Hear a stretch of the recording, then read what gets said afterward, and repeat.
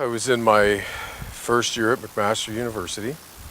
We were playing the University of Guelph, and just maybe shortly before halftime, I went to cut a guy, big 6'7", 280, he's a monster, and I took his knee in the side of the head. And I went down, and when I got up and I opened my eyes, everything was a bluish green, and I stood up and I was woozy, and I started walking to the bench. One of my teammates said, "Bobby, where are you going?" I said, "That was second down, I'm going to the bench." He said, "Wrong bench." So he kind of redirected me. So I don't remember the rest of the game.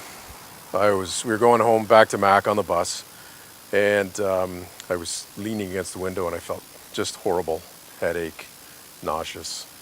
And a trainer came, checked me out, whatever. "Yeah, it looks like you suffered, concussion. You've got symptoms." So I went home, went to my parents' place that Sunday in Burlington, and felt horrible, threw up.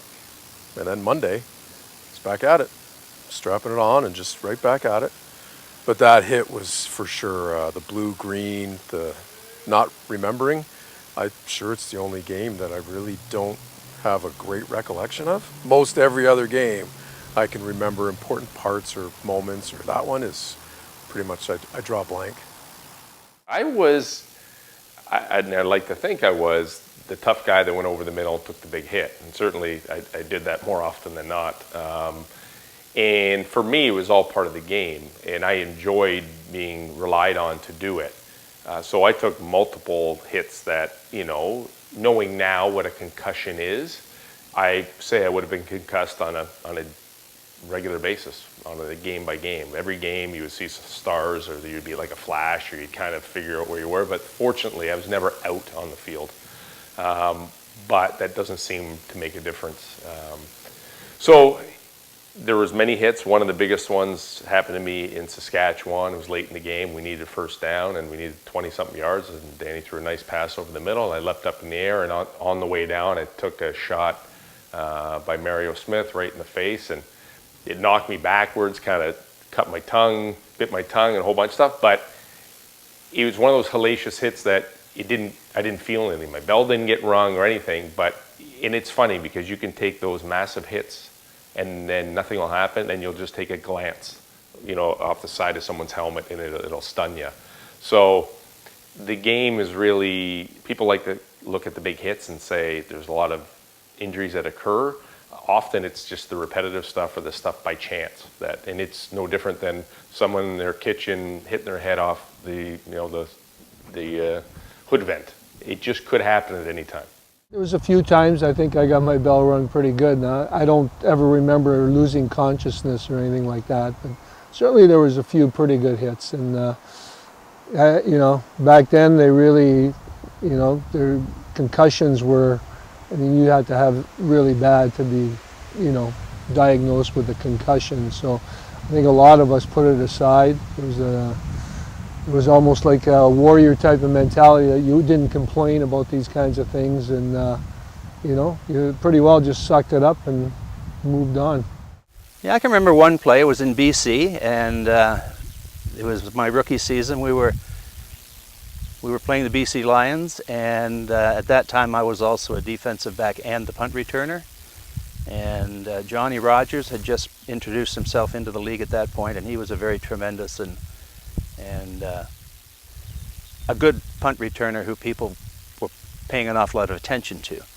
And they decided in their own wisdom that maybe just taking the penalty and putting him down was the best way to corral him.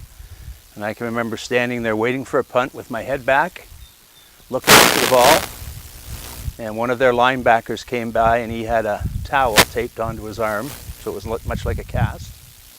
And as he went by me at full speed, he hit me with a clothesline that broke my face mask, broke my nose, knocked me out. And the trainer came back out in the field and said, "Oh, that's a mess," and set my nose right on the field. And it's the way it sits today. It's never been touched again. And then I went off the field for a while, and they put cotton swabs up my nose, and was back into the game.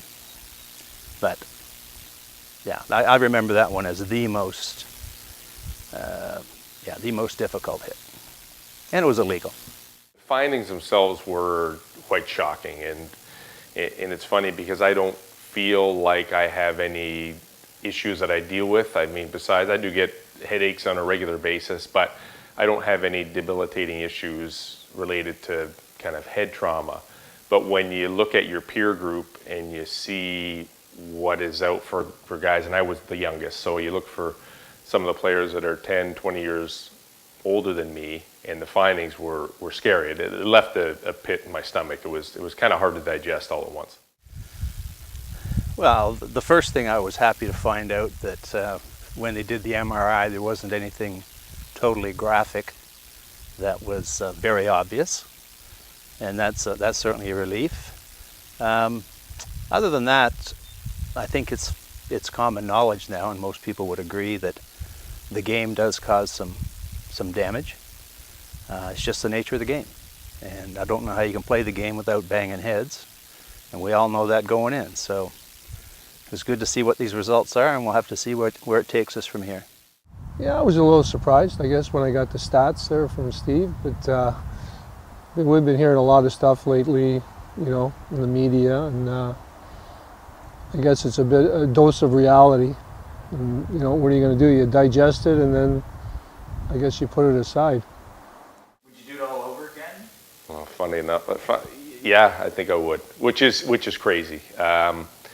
I definitely know I could never step onto the field again and play right now. That's the scary part. Would I do it all over again? Yes, because you always consider yourself invincible, and I did it, and I'm glad I did it. But I know I'm one headshot away, or one stumble and fall and hit my head away from, I don't know. And that's the way I feel. So I can't go on rides, I can't whip around on roller coasters, I can't spin my daughter around really fast because it just makes me uneasy. So I just don't do those things. But funny enough, if you ask me, yeah, I'd do it all over again. Like I told Steve, no, I don't think it would have changed anything. I mean, I loved doing what I was doing. I thought, you know, I was lucky to get that opportunity. So I think when you're young like that, you really don't think down the road. You don't think those kind of things are going to happen to you, I guess. You got an air of invincibility sometimes. That's probably not the smartest thing. But no, I don't think I would have changed anything. I don't want to sound hypocritical or contradictory, but I'm not sure people should really play it. I mean, I love the game, and I love what it offers, and when you're involved with something that's sort of bigger than yourself, and you're contributing and you're taking part in that, but people can experience that in many different ways. It doesn't have to be team sports or collision team sports, but I don't know. I saw this video, this documentary, when I was a couple of years after I finished playing, and this guy did created a 3D computerized model of the brain and started experimenting to demonstrate the impact of collisions. And I saw this 3D model of a brain flipping, flopping, slamming, and that I was sitting there, and I remember feeling like, I think the air just rushed out of my body, thinking, wait a second. I thought, it never occurred to me that would happen, that inertia would have that impact. It made sense, but it frightened me. And so from 94, 95 on, I was horrified by, what have I been doing for the past 11, 12, whatever years? When you're a young fellow and you're going through college and university and playing the game that's so much fun, and it's just so instrumental in the development of your whole being. And we happened to be at Western, where we had a couple of national championships that made it even better. It was just this role that made a whole lot of sense, and at that age you're invincible, and it was fun. We had a good time and created a companionship amongst the players that's just very, very difficult to replace anywhere. No joint replacement for your brain. There's no replacement. The damage that's done is the damage that's done. So it's frightening. And it's a moral conundrum. I coach. I played for a long time. I've been involved in the game for a long time, and it's a problem for me every high school season.